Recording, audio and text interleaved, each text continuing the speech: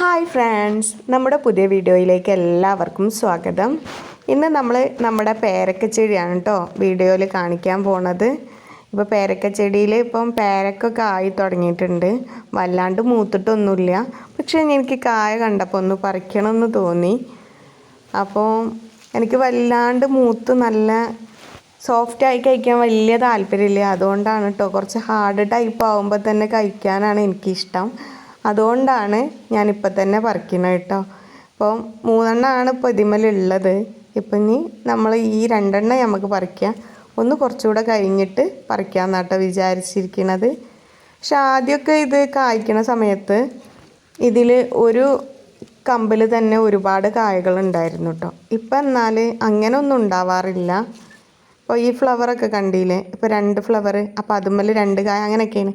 ഇപ്പോൾ ഇതിമ്മലിപ്പോൾ ഒരു കായൊക്കെ പിടിക്കുള്ളൂ.